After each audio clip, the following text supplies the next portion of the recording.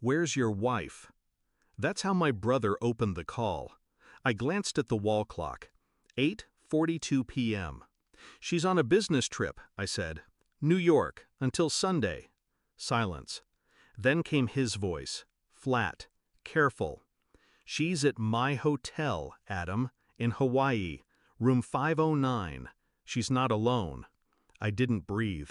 He added, "She's using your ATM card." It took me a full minute to speak. I wasn't shocked, not really, just quiet. "Keep an eye on them," I said, "and don't let her know you called." We met at a summer barbecue 11 years ago. She wore red, laughed too loud, kissed me before we exchanged names. I thought I found fire. We got married 6 months later. She liked fast things, cars, decisions, people. She said I was her anchor. But eventually, she started drifting. Anchors don't matter when someone wants to float. The signs came slow. Business trips got longer. She started hiding her phone under her pillow. Bank statements stopped making sense. Once I smelled cologne on her coat, a scent I didn't wear. I didn't say anything. I watched. I listened. And now I knew.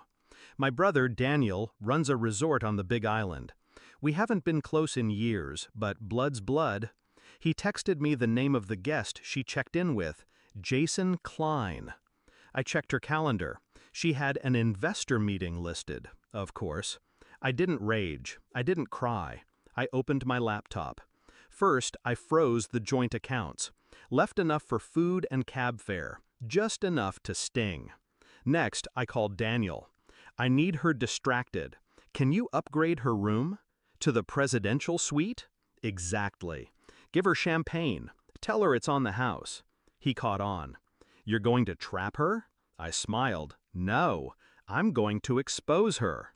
I booked a last-minute flight, landed in Kona just after sunrise, rented a car, drove straight to the resort. Room 509 overlooked the ocean. I didn't knock. I had Daniel unlock the suite's private surveillance system, hidden cameras, audio, everything streamed to my phone. She was wearing a silk robe I bought her for our anniversary. Jason was shirtless, drinking from a bottle of wine I paid for.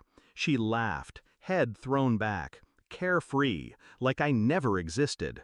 She said something about finally being free. I watched from the hotel's bar, quiet, cold. Then I made my move. I had a small packet with me, printed copies of bank statements, photos, hotel records, a copy of the prenup she forgot she signed, infidelity clause highlighted. I slipped it into an envelope, handed it to Daniel. "Have the concierge deliver this to her at breakfast." He raised an eyebrow. "You sure you don't want to confront her in person?"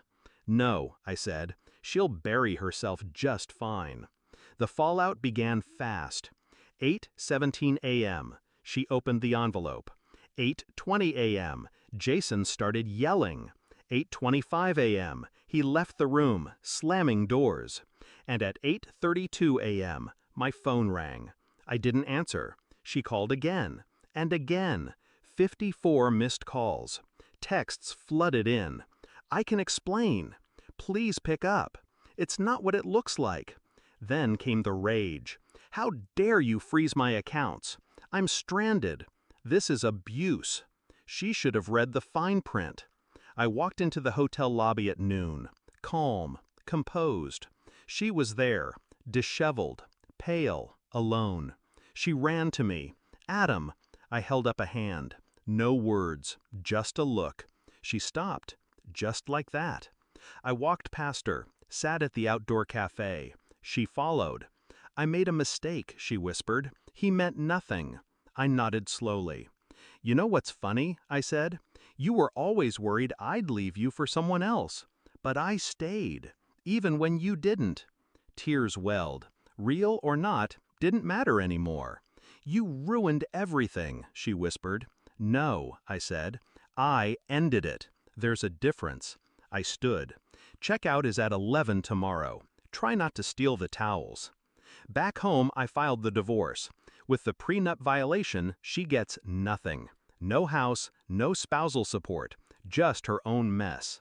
The lawyer said, "She'll fight this." I smiled. Let her. I already won. Now I sleep soundly, alone but at peace. The air feels lighter. I didn't yell, I didn't beg, I just let the truth do the talking.